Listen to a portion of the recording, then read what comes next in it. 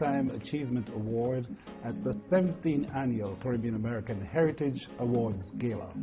She's no other person than Rita Marley, the wife of Robert Nesta Marley, better known to you as Bob Marley. She is better known to her Ghanaian family as Nana. She's coming up right here on CaribNation. This is CaribNation Television, the source for news and information about the Caribbean and the diaspora. Seen locally in the Washington, D.C. area on MHZ Network. Sundays at 3:30 p.m. and Wednesdays at 11:30 a.m. And on the World Wide Web at CaribNationTV.com. CaribNation, the television for one people, one culture, one Caribbean, one nation.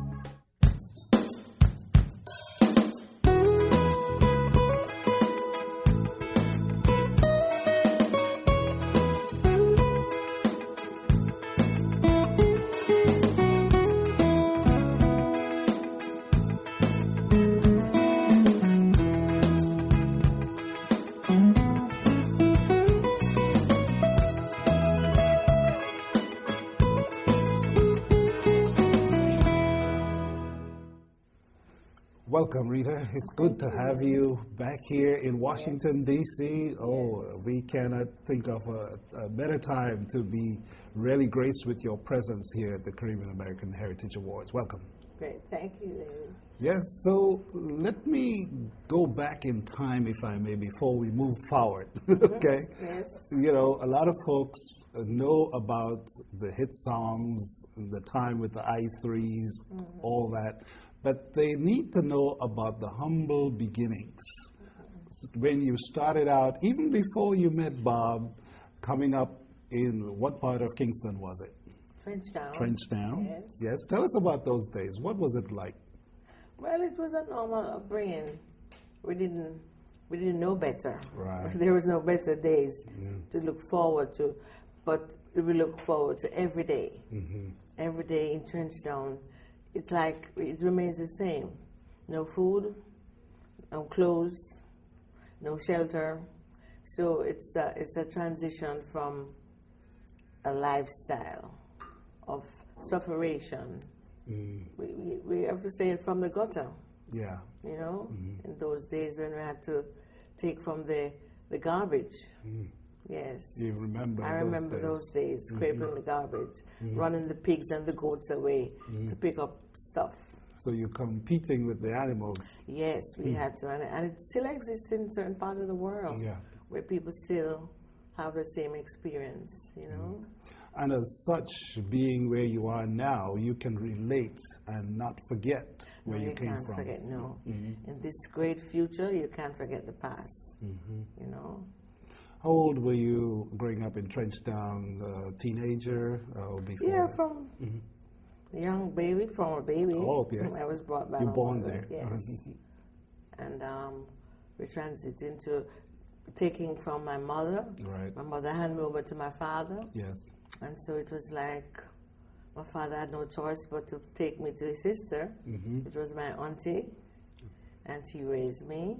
Right. In Trenchtown. She was like an ambassador in Trenchtown, where she was involved in the politics and run the neighborhoods. And we were a little more fortunate because her husband had a job. He drives for KCC. Yes. And we were able to have a television and a clean house and food on the table. And she was a dressmaker, and the best dressmaker and the best cake maker in the vicinity, you know. So we were a little more privileged. That's what I was about to say. It sounds like you were a little more privileged than the average person growing up in Trenchtown. Yes, we had a little more privilege. Then I was trained to sing because she was a singer. What age were you then? I was about 7. 7? Yes, when I listened to her singing while she's sewing. I was listening, and she taught me how to sing harmony, to harmonize, and to sing with your chest high. And you know, we were elevated by just an ambition where you wanted to be the best in the West, as we say, you know. Interesting. Yes. Now, at what age did you meet, I wouldn't say Bob, because I know that Peter was the the one in front, the one who sort of, you call him Peter Touch, right? Yes. Peter Touch. Yes. He was the more forwarding one. When did you actually encounter the Wailers? This was in the late 50s, early 60s, when they became the rude boys of the era of Trenchtown, where they were singing, you know, to bring peace to the community. They were looked upon as peacemakers. And by then, it was not Bob, it was Robert. Right. And the guy had a clean cut and everything. Oh, yes. No dreadlocks. No, we didn't recognize Rastafari by then. You know, but thanks to Marcus Garvey, who brought that sort of thing to our eyes, where my auntie would teach me that there was this man called Marcus Garvey, and he was a great man, and he brought black supremacy to us as black people, especially in the West. And there was one point that she made that stands with me even until today, in terms of being able to recognize His Imperial Majesty, that black people, when you see your king, when you see a black king, you see your God. That's how strong he came over in terms of recognizing black supremacy, because we were like the oppressed. As black people in Jamaica, if you're black, you stand back. If you're brown, you stick around. Those sort of things. So those terms I grew up on, and I was determined to be one of those special black girls, you know. So you had that pride in you from early. Yes.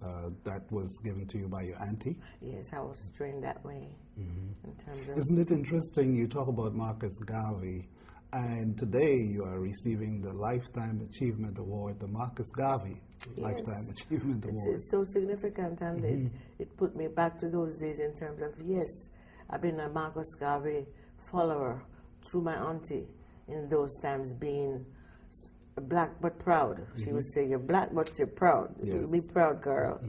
Black to be proud and proud to be black. And so we came up on that era. I didn't know him. I've never seen him in person. I guess I wasn't born yet. But then I was taught by auntie how good he was in terms of showing black people what it means to be black and proud.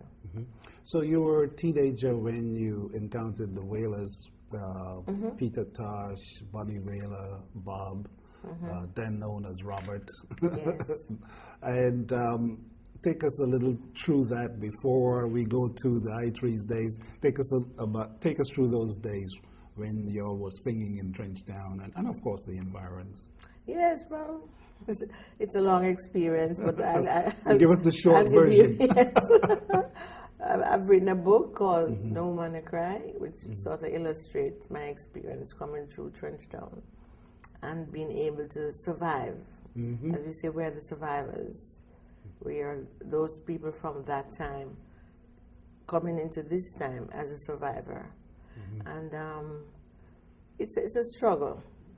But thank God for the faith of Christianity also, because then I was sort of committed to my church. I go to the church. Spirituality. Yes, that part of me was very, I kept that. That was constructed in me. That's gave you a foundation. That's the foundation that you lived into for the future. Yes. Right. To find God. Find God. Find faith. Find love. Peace. Sharing and caring was part of that period where I would give a little of what I have, because then auntie would make a dress for somebody, and whatever pieces leave off it, I would get a skirt from it or a blouse, then I would give somebody something. Another girl child would get one of my dress or two of my panties or something. So that started way back there. Oh, yes. As opposed to now that you have better means. I know that now that you do a lot of giving with your foundation in Ghana and all, you do focus on that, but that started way back there in Trenchtown. Yeah, man, it had to be something that you say it's almost like an inborn thing that you have that feeling of sharing. Yes. Sharing and caring. No matter how little you have. No matter how little or small it be, just the thought of giving. Even your dinner, you're able to take your food from the table and take it outside and share it into about 5 pieces to make sure everybody had a taste. You know. Interesting.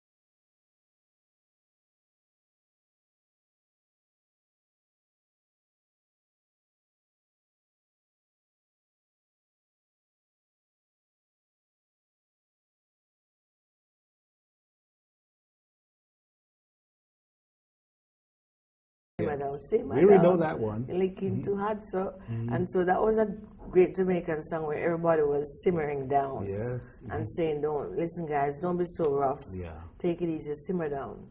And then there was one called "I'm Gonna Put It On." Yes.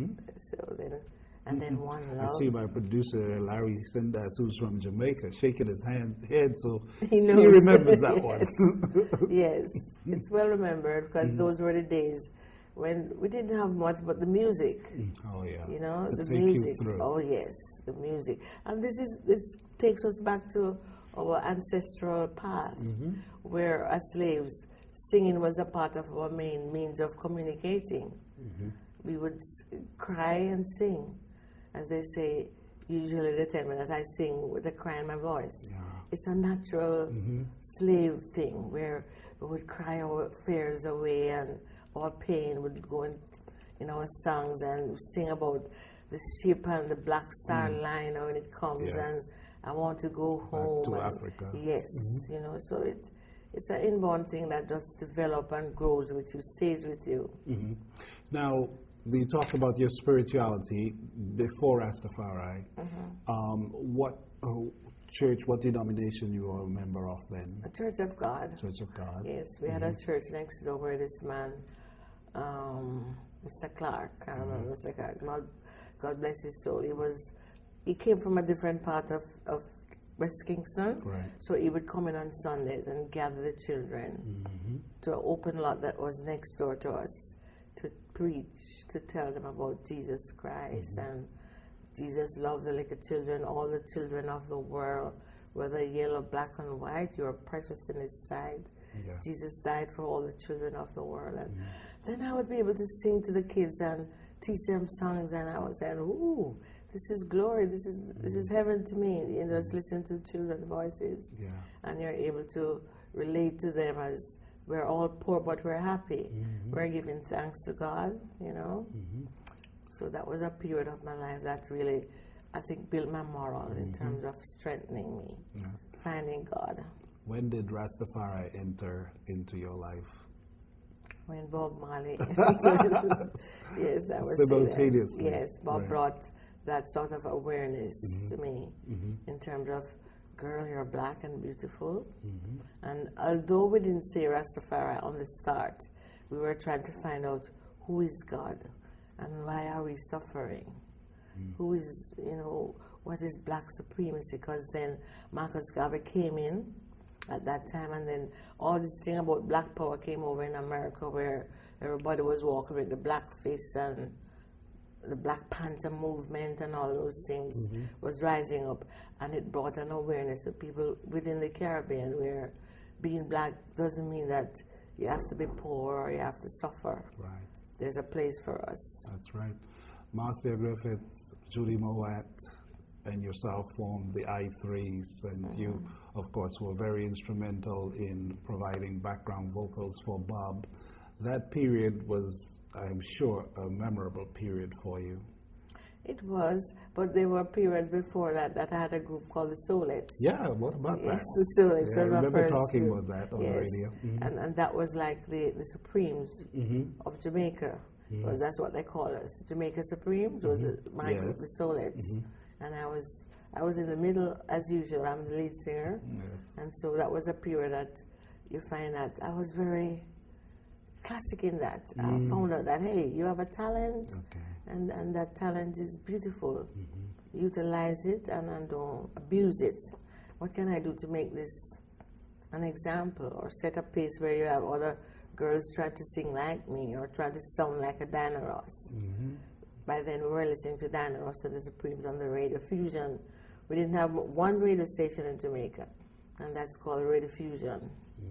I remember those days in Trinidad. Yes, Radio so there's Fusion a box, days. everybody had a little box, and you rent it. You were able to rent it from, and then you pay every month on that radio. It was funny, but it's a great time. You know, that was what really built our strength. Yes, indeed.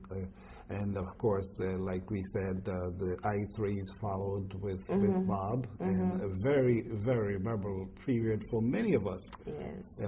Seeing you on stage with Bob in those heydays. Yes, I'm sure you remember those. Oh yes, that was a fun time. Highlight. Yes, that was getting married now at about 18, 19, and realizing, you know, you're turning a woman, had a child. Sharon, my first child, and then on to say, no more babies, get a job, and you know, you're turning a woman now. Yes, so. More responsibility. Yes, by then we were still living in shacks, but good shacks, clean shacks. We were told about cleanliness being next to godliness. So all those things, you grow up being so perfect because you want to be godlike. I understand. You know, and you found live out in that the image of. Yes, that it wasn't. Although they say it's a crime to be poor, but our poverty was not of a crime state. We were able to excel from poverty. There you go. Out of the ghetto, out of Trenchtown. wanna get This generation moves the nation with version. Ladies and gents, it's the long-awaited Rita Marley alongside the refugee camp. Yo, Rita, hold on to this joint right here. Let's go. Take me to the West Indies. That's where I want to be. There ain't no place like the West Indies. So I can share for 3 days and 3 nights. There'll be no fuss, no fight. It's like paradise. Come on. Monday morning, I will tell the boss. What you gonna tell Oh me? yeah, that I need a small vacation right now. Come Friday, I'll be on my way. Yeah, yeah, to my favorite destination. I wanna go down. Take me to the West Indies. That's where I want to be. There ain't no place like the West Indies. Yeah. For 3 days and 3 nights, there'll be no fuss, no fight. You know what I mean? Hey, so now the pilot is in full control. Control. I feel the reggae rhythm in my soul. My soul. So if anyone on the ground is listening, hey y'all, make way for my landing. Hey, take me to the West Indies. That's where I want to be. There ain't no place like the West Indies. For 3 days and 3 nights, there'll be no fuss, no fight. It's like paradise. Take me to the West Indies. That's where I want to be. There ain't no place like the West Indies. For 3 days and 3 nights, there'll be no fuss, no fight. Yo, take me to the bridge To the now. bridge.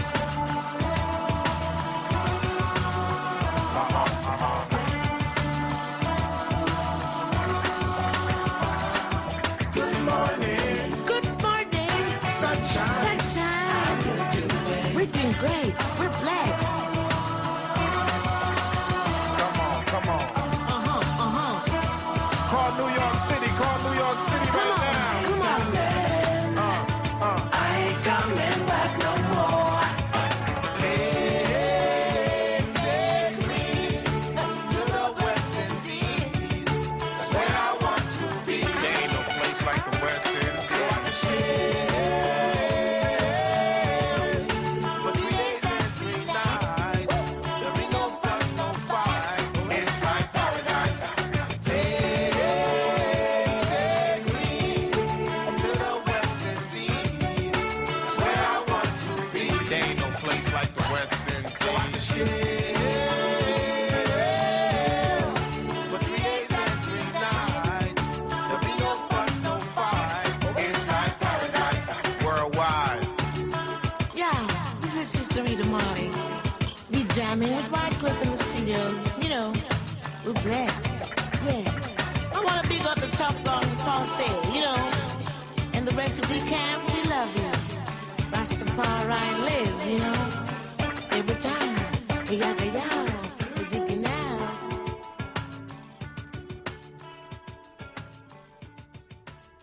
Now, in the time that's remaining, I want us to talk about the Ghanaian Foundation that you formed, because I know a lot of your energy goes into Ghana right now and what's happening back there. Tell us a little bit about that foundation. The Rita Marley Foundation. Oh, well, plenty of people ask why Ghana, and I'm Yes. still asking myself why Ghana, because it wasn't a plan. But based on, I did about 3 concerts there before I realized I'm loving these people. Yeah. And they're loving you back. They're in loving me return. back. Yes, they're giving me back a lot of love. They call you Nana. Nana. Well, that was after I was in school. Right. Because at first I went in as Rita Marley. Okay. My real name is Alpha Rita. Ah. I'm Alpha Rita Constantia. That's my Cubish name. So when I started out, I figured, wait, I'm supposed to be a singer or a nurse, because I was doing nursing before I started to sing. That's right. They sent me to nursing school, and I was doing nursing, so I thought I would be a nurse. But then after I had baby, and I decided that I need a job. Then this guy discovered us as singers, my cousin, Constance, and one of my school friends, Marlene. We decided, oh, well, let's form a group and sing and make some money. Let's get some money, girl, to buy Pampers for the baby and Cowan Gate. Then we met Bob, and then Bob said he would take us to Cox's studio. And we did an audition, and we started to sing. Bob started to write songs for me. And we just, it wasn't love at first sight, because it was really like business. Bob was a very strict man. He was a very serious guy. He wouldn't smile. He But wouldn't, very quiet, too. very, very humble. In very the corner by shy, himself. yes. He was very shy.